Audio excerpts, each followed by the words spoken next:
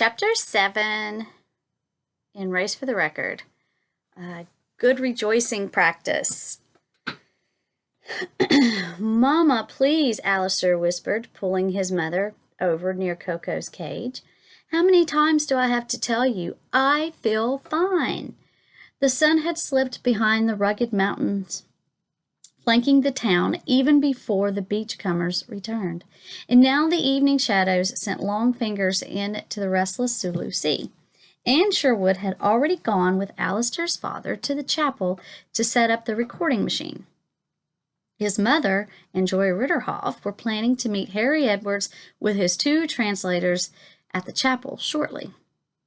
But if you stayed home, then I could leave the little ones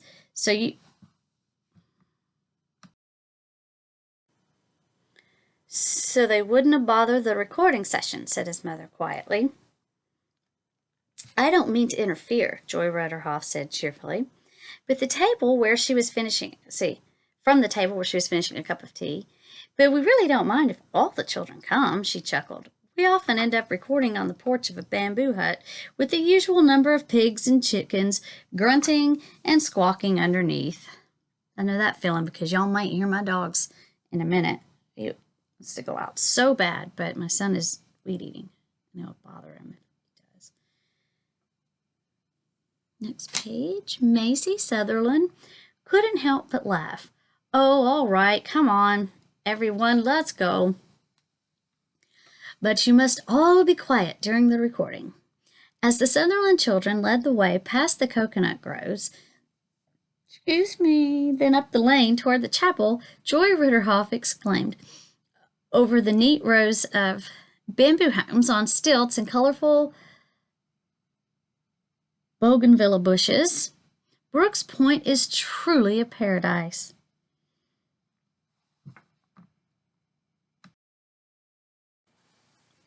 August isn't usually like this, warned Macy Sutherland. Palawano Island is usually drowning in monsoons at this time of year. Miss Ritterhoff's eyes twinkled. All the more reason to rejoice. God held back the rain so we could come. Alistair could hear the schoolgirls singing as they drew near the chapel. Were they recording already? But as they entered the chapel door, he saw Miss Sherwood sitting on a bench, with the Menadike recorder opened and various parts lying on another bench in front of her. Joy Ritterhoff gave a little start. Is something wrong, Anne? Oh, her partner shrugged. It's just that, well, I can't believe I'm not just forgetting to do some simple little thing, but so far the machine act's dead. Dead? Chorused Glenn and Craigie in horror. Now, don't worry, said Miss Ritterhoff. We usually have a test like this to begin with, but it always works eventually. Let's just keep rejoicing in what God is going to do. She looked around. I'm sure we can use the time practicing the scripts with our translators. Where is Mr. Edwards? And, oh, there they are. Harry Edwards was sitting with Jose, his foreman, and Primo, the Palawanos man. Jose was reading from an English script, one sentence at a time, and translating it aloud into Tagalog. Primo, listening, would then say it out loud in Palawano. The tall American's tan face flashed a broad smile as Joy Ritterhoff joined them. I can hardly believe this day has come, he said. This is the dream of my boy come true. Your boy? Miss Ritterhoff said, puzzled. Now this might make me cry. Mr. Edwards chuckled. Ah, you haven't heard our story. Alistair sprawled on a bench and listened as Mr. Edwards told the story of Bertie returning from college in America with a crazy idea, making gospel records in the language of primitive tribes who had no written language. He told about their 2 families hiding in the jungle during the war with no proper medical care, and how Bertie's dream was one of the last things he talked about before he died of Blackwater fever. We talked often of Bertie's dream, but had no idea how to make it happen. That is, until Alistair here found that article about your work in the Sunday School Times. We felt sure you could help us, but Mr. Edwards' grin broadened. We didn't think that you yourself would come. Joy Ritterhoff seemed very moved. What a wonderful testimony to God's faithfulness, she murmured. Several of the older girls who had practiced the Palawano songs had gone away to Puerto Princesa to school in June, but 10-year-old Heather joined the trio of girls who were left, and Macy Sutherland was using a stopwatch to time how long each song took. Miss Ritterhoff had said each record was only 4 minutes per side. In the back of the room, Jose and Primo kept struggling through the script. Alistair listened for a while, then thought of something. He leaned over and whispered to Miss Ritterhoff, "How do we know what he's really saying in the Palawano language?" "Good question," she whispered back. "Frankly, we don't know right now. But once we get the recorder operating, we will do a reverse translation. Primo can listen to himself, then translate what he said back into Tagalog, and Jose can explain in English what he said. That way, we know if the message is getting across." She gave a little shrug. "It would be easier if we could translate directly into the dialect we want, but God usually makes a way." Alistair almost said Lestani could have translated directly from English into Palawano, but Lestani wasn't here, and maybe it was just as well. The recorder wasn't working anyway. Joy Ritterhoff glanced hopefully over to where Anne Sherwood and Sandy Sutherland were still tinkering with the recorder, but the other woman just shook her head. "Well," Miss Ritterhoff called out, "why don't we spend some time praying for this stubborn machine and rejoicing for what God is going to do next?" Everyone, American, Scottish, Filipino, gathered around the recorder, and Miss Ritterhoff began praising God for the recordings that he was going to provide even yet. As their special visitor prayed, Alistair watched her from under half-closed lids. He had never met anyone who seemed so confident.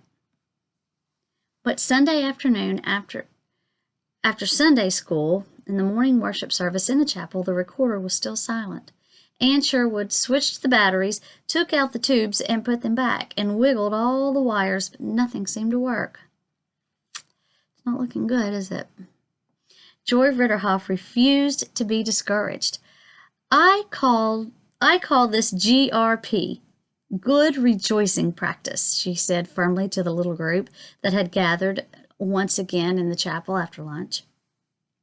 "The Fortuna 2 does not return until tomorrow night. That is plenty of time to still get some recordings." She glanced around at the group of disappointed faces. "My friends, even this difficulty can be an opportunity in which to demonstrate the faithfulness of God." Alistair felt a little irritated. He wanted the recorder to work as much as anyone, but what if it didn't? It seemed obvious that the thing was broken. Why did Miss Ritterhoff keep everyone's hopes up? Craigie was tugging on Miss Ritterhoff's skirt. "Tell us a story," he begged. "Why not?" she laughed, scooping up the little boy. "Let's go outside under that palm tree and we'll have a story." Alistair wasn't going to stick around. He was too old for children's stories, he told himself. But even the adults seemed to relax and went out to sit under the palm tree with their American visitors. Soon, children all up and down the lanes around the chapel came running to see what was happening, until the palm tree was ringed with children of all ages like strings of sea pearls. I'm going to tell you a Bible story of a sister who loved her brother, Joy Ritterhoff began. The sister's name was Mary, and the brother was Lazarus. Let's call him Larry. Craigie clapped his hand on his mouth. "Larry," he giggled, "but Larry got very, very sick." Miss Ritterhoff continued, "So sick that Mary was afraid her brother was going to die. So she sent someone to get Jesus. She knew Jesus could make her brother well again. She'd seen him make people well, but she waited and waited and waited, and Jesus didn't come, and Larry died." A chorus of children childish oohs went across the circle. Alistair tried not to feel bored. He knew this story backward and forward. It was very hard for Mary to understand. In fact, she didn't understand it. And when Jesus finally came, she told him, "If you had been here, my brother wouldn't have died." But by then it seemed hopeless. Larry had been dead and buried for 4 days. Yeah, and he really smelled too, Glenn offered. The children giggled. But you know what, children? Joy Ritterhoff asked. Jesus always had a reason for everything he did. And when we put our trust in Jesus, there is always hope. Do you know what Jesus did? Hands shot up. He made Larry come alive again, said a dark-eyed girl. She giggled. Mrs. Sutherland read us a story from the Bible in Sunday school. Read us that story from the Bible in Sunday school. You're exactly right, said Miss Ritterhoff. He wanted to show the people that God was more powerful than even death. More powerful than a broken tape recorder? Alistair wondered. He wasn't so sure God could fix that. The children asked for another story and another, but finally the group under the palm tree broke up. Once again, the mountain shadows had spread like a blanket over the town. Miss Edwards invited the American ladies to come to their home for supper, while Mr. Edwards went in search of someone more skilled who could repair the recorder. "We'll try again this evening," Miss Ritterhoff said kindly to the Sutherlands as the family prepared to return home. She laid her hand on Maisie's arm. "And don't be discouraged, dear friends. Keep on rejoicing. Rejoicing is the side of faith that laughs at impossibilities and shouts, 'It shall be done.'" Alistair turned away and rolled his eyes. He was getting pretty sick of all this rejoicing business.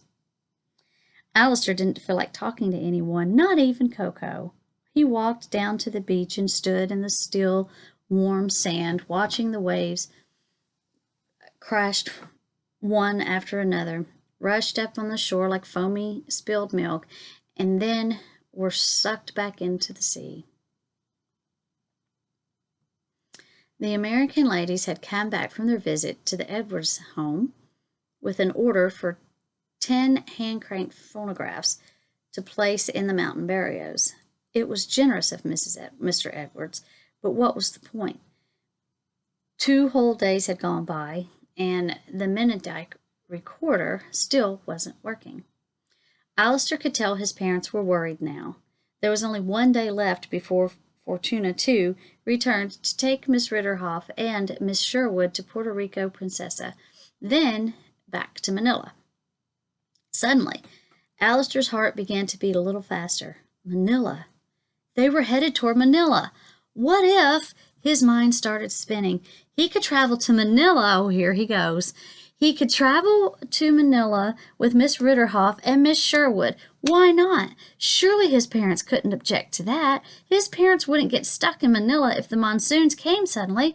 Papa could do his visits to the barrios just as he'd planned, and he would get to go to boarding school after all. This child is always scheming, isn't he?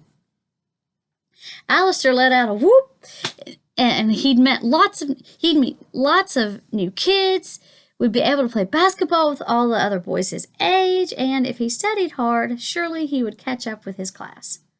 He began running up the beach toward the house. What was it Miss Ritterhoff had said this afternoon when telling the story of Lazarus? That God always had a reason for things that happened? Well, it sure looked like that recorder wasn't going to be recording any records, so maybe, just maybe, the reason they had come was to make a way for him to get to school after all. Who knows? Maybe he's right. The end of that chapter. I think it's chapter 7.